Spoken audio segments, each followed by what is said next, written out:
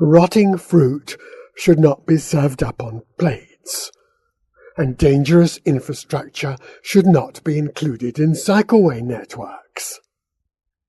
A network is an interconnected group or system, and after 40 years in construction, the so-called London Cycle Network remains a moth-eaten collection of signage, paint jobs and shoddy facilities. It is not a network. So the LCN is a fraud, and the name should be expunged from the face of London.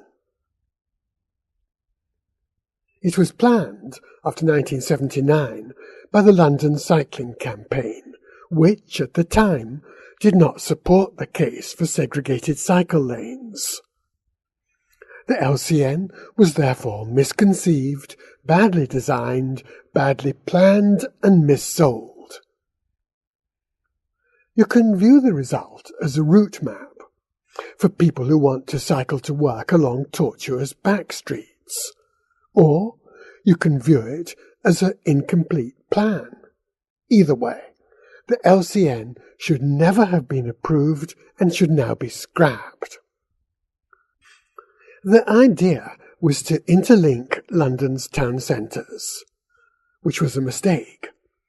Town centres are destinations, but in London, pairs of town centres rarely have origin-destination relationships with each other, except as stages in longer trips.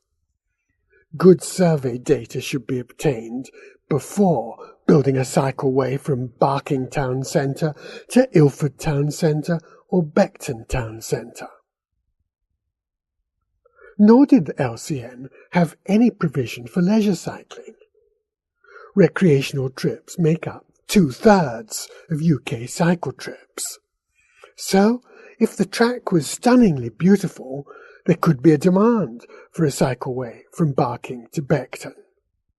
Nor did the LCN plan include safe routes to schools, to universities, to rail stations, to residential areas, to shopping centres, or to business parks or other parks. The next mistake was that instead of planning direct routes from known origins to known destinations, they planned indirect routes on back streets. This made the trips longer, slower and more dangerous, because most cycle accidents occur at junctions, and back streets have more uncontrolled junctions than main streets. Then the funding of the London Cycle Network was pitiful. In 2002, £6 million was spent on the 900-kilometre network.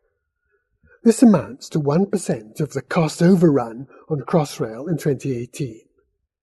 It works out at less than £6,000 per kilometre, at less than £1 per Londoner per year, and at about what was then the cost of half a pint of beer.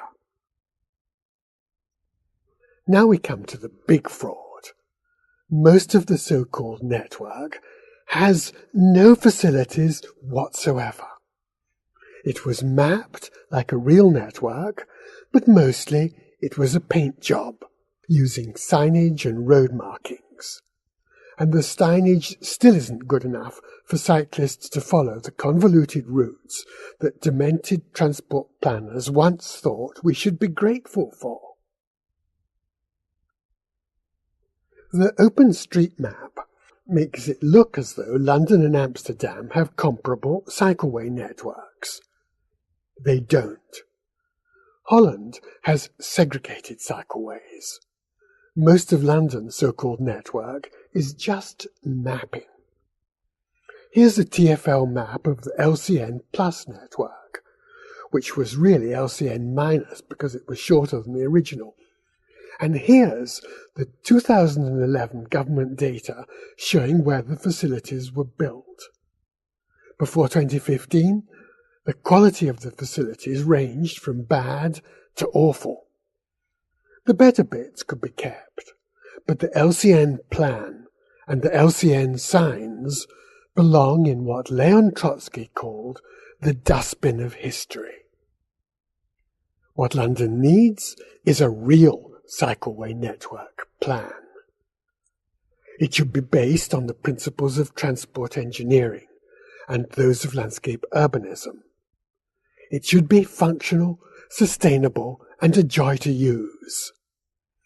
The mode share of cycling in London could be raised from 2.5% of trips in 2018 to 25% in 2025.